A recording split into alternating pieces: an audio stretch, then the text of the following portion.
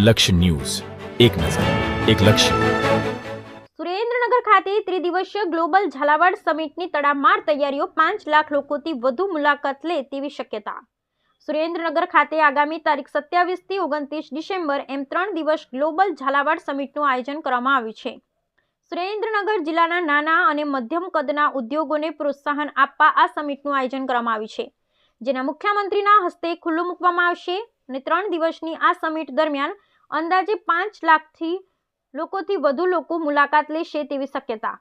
સુરેન્દ્રનગર જિલ્લાના નાના અને મધ્યમ કદના ઉદ્યોગોને યોગ્ય પ્લેટફોર્મ મળી રહે તેવા ઉમદા ઉદ્દેશ્ય સાથે અને જોરદાર ઝાલાવાડ સમૃદ્ધ ઝાલાવાડના સ્લોગન સાથે આગામી તારીખ 27 થી 29 ડિસેમ્બર એમ 3 દિવસ Surendranagar MP Shah arts and science college ખાતે ગ્લોબલ ઝાલાવાડ સમિટનું આયોજન કરવામાં આવ્યું છે. આ સમિટને તારીખ 27 ડિસેમ્બરના રોજ મુખ્યમંત્રી ભૂપેન્દ્રભાઈ પટેલના હસ્તે ખુલ્લું મૂકવામાં આવશે.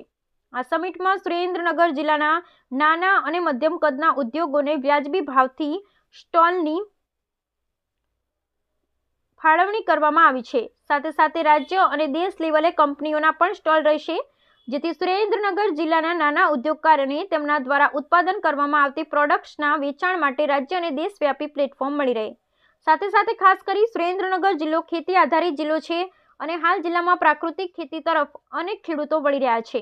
આથી પ્રાકૃતિક ખેતીને પ્રોત્સાહન આપવા આ સમિટમાં પ્રથમવાર 40 થી વધુ સ્ટોલ પ્રાકૃતિક ખેતી કરતા ખેડૂતોને ફાળવવામાં આવ્યા છે, જેથી પ્રાકૃતિક ખેતીને પણ પ્રોત્સાહન મળે તેમજ લોકોને પણ પ્રાકૃતિક ખેત ઉત્પાદન અંગે જાણકારી મળી રહે. તેમાં 3 દિવસના આ સમિટમાં યુવા ઉદ્યોગકારોને પ્રોત્સાહન આપવા યુથ મીટિંગ સહિતના વિવિધ કાર્યક્રમનું આયોજન પણ કરવામાં આવ્યું છે. તેમજ સુરેન્દ્રનગર જિલ્લામાં અન્ય જિલ્લાના તેમજ રાજ્યના રોકાણકારો આકર્ષાય અને જિલ્લામાં નવા ઉદ્યોગ અને વેપારી તકો પણ અંગે પણ આગેવાનો અને ઉદ્યોગકારો દ્વારા માહિતી આપવામાં આવશે. ગત વર્ષે ગ્લોબલ ઝાલાવાડ સમિટની 3 લાખ લોકોથી વધારે લોકોએ મુલાકાત લીધી હતી, ત્યારે આ વર્ષે 5 લાખ લોકોથી વધારે લોકો આ સમિટની મુલાકાત લે તેવી શક્યતાઓ છે, જેને લઈ આ સમિટના આયોજક Jhalawad federation of trade and industry દ્વારા તમામ તૈયારીઓને આખરી ઓપ આપવામાં આવી રહ્યો છે અને આ સમિટ થકી ઝાલાવાડના ઉદ્યોગ ધંધાને વેગ મળશે તેવી આશા છે. Bureau report Brijesh Trivedi, Surendranagar. નમસ્કાર મિત્રો, અમીરસિંહ પરમાર બોલું છું, રામબાગ ઓર્ગેનિક ફાર્મ મારું. અહીંયા આપણે જે ગ્લોબલ ઝાલાવાડનો જે મેગા એક્સપો થઈ રહ્યો છે, એમાં આ વખતે પ્રાકૃતિક કૃષિને મહત્વ મળે, ખેડૂતો જે ઉત્પાદન પોતાનું કરે છે એને વ્યાજબી સારા ભાવ મળે, એના માટેનું ખૂબ સરસ આયોજન કર્યું છે. એ માટે હું ઝાલાવાડની ટીમને અભિનંદન અને ધન્યવાદ પાઠવું છું. આપણા 40 જેટલા સ્ટોલ છે, જેમાં દરેક વસ્તુ અલગ અલગ છે. પોતાની ખેડૂતોએ એનું મૂલ્યવર્ધન કરેલું હોય એવી વસ્તુ છે જે સુરેન્દ્રનગર જિલ્લામાં બહુ ઓછી મળતી હોય છે. એટલે 40 જેટલા બધા જે ખેડૂતો છે એ પોતાનો માલ લઈને આવશે અને એને બહુ વ્યાજબી ભાડામાં એમને સ્ટોલ આપવામાં આવ્યા છે, બિલકુલ હાવ નજીવા દરે. એટલે જેથી કરી અને ખેડૂતોને પોસાય, ત્યાંથી દૂરથી આવતા હોય પોતાની પ્રોડક્ટ લઈને તો આવીને પોસાઈ શકે એમના માટે. અને શું ફેર પડશે પ્રાકૃતિક ખેતીના? લોકોને સાચી જાણકારી મળે, ઝેરમુક્ત ખોરાક મળે અને ખેડૂતોનું જે ઉત્પાદન છે એને પ્રોત્સાહન મળે.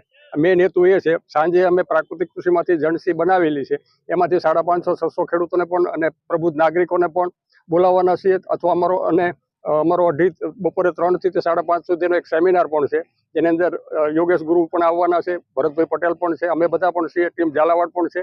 એટલે ખૂબ સારો એનો મેસેજ જશે એની મને ખાતરી છે. પ્રાકૃતિક ખેતીને પ્રોત્સાહન આપવા પાછળનું મુખ્ય કારણ શું આમાં? આપ જાણો છો કે વધારે પડતા રાસાયણિક ખાતર, જંતુનાશક દવા અને કેમિકલથી જમીનની પ્રત બગડી છે. સાથે સાથે એ ઉત્પાદનો જે લોકો ખાય છે એને તેની તંદુરસ્તીને પણ મોટું નુકસાન થાય છે. એટલે ભારત સરકાર અને ગુજરાત સરકાર પણ ઈચ્છે છે કે પ્રાકૃતિક ખેતીનો વેગ વધે અને ખેડૂતોની જમીન છે એ બંજર થતી અટકે અને લોકોને સારું ખોરાક મળી રહે. ગુડ મોર્નિંગ બધાને. અમારો જે સ્લોગન છે જોરદાર ઝાલાવાડ સમૃદ્ધ ઝાલાવાડ, આ સ્લોગનને સમર્થ કરવા માટેના જે બધી જ તૈયારી છે એ પૂર્ણતાના આરે છે. અને જે કંઈ ડોમ બનાવવાના છે, જેટલા પાર્ટિસિપેટ અને જેટલા સ્પોન્સર છે એ બધા જ પોતાના કામ ચાલુ કરી દીધા છે.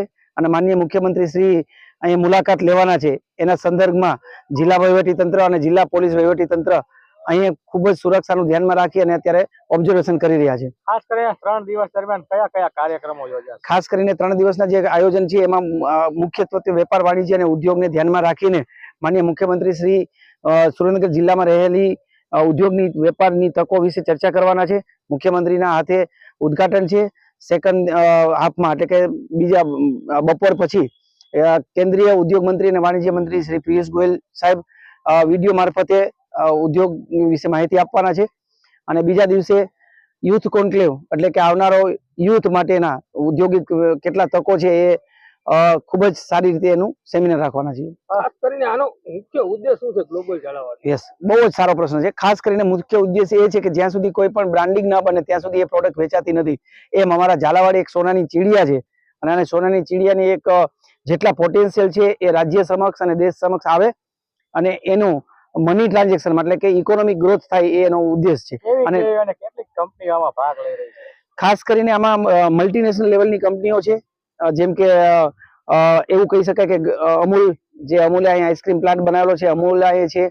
આ ઉપરાંત SS White યુએસની કંપની અને ખાસ આપણા ઝાલાવાડના, આ ઉપરાંત ટેક્સપિન, આ ઉપરાંત પાવરટેક છે, સુગર આપણે મધુર સુગર છે. અને આ એક્ઝિબિશનનો મુખ્ય આકર્ષક જે કહેવાય પ્રાકૃતિક ખેતી છે, કારણ કે અત્યારે જે આખો ઉદ્યોગ આધાર જે છે હેલ્થનો, હેલ્થ અને વેલ્થ આ બે મેનેજ કરવાના હોય છે. તો વેલ્થ મેનેજ મહેનતથી થાય છે, પણ હેલ્થ મેનેજ છે એ પ્રાકૃતિક ખેતી આધારિત હોય છે. તો એને આ વખતે આકર્ષણનું કેન્દ્ર પ્રાકૃતિક ખેતી અને મહિલા ઉદ્યોગ છે. કેટલાક લોકો મુલાકાત લેશે આ ત્રણ? અંદાજિત લાસ્ટ ટાઈમે જ્યારે ગ્લોબલ ઝાલાવાડ એક્ઝિબિશન કરેલું ત્યારે 3 લાખથી વધારે મુલાકાતીઓ હતા. આ વખતે અમારી એક્સપેક્ટેશન અને જે રીતે રિસ્પોન્સ મળી રહ્યો છે તો 3 લાખ તો મેનેજ થશે, એનાથી વધારે કદાચ વિઝિટરો આવે છે. પ્રાકૃતિક ખેતીમાં ખાસ કરીને શું નવું કરવું છે? પ્રાકૃતિક ખેતી વિશે અમારા હમીરસિંહજી જે છે એ આખું જિલ્લાનું બધું એમનો છે, તો એમના વિશે જો આપ અનુમતિ આપો તો એ જ પ્રાકૃતિક ખેતી વિશે કે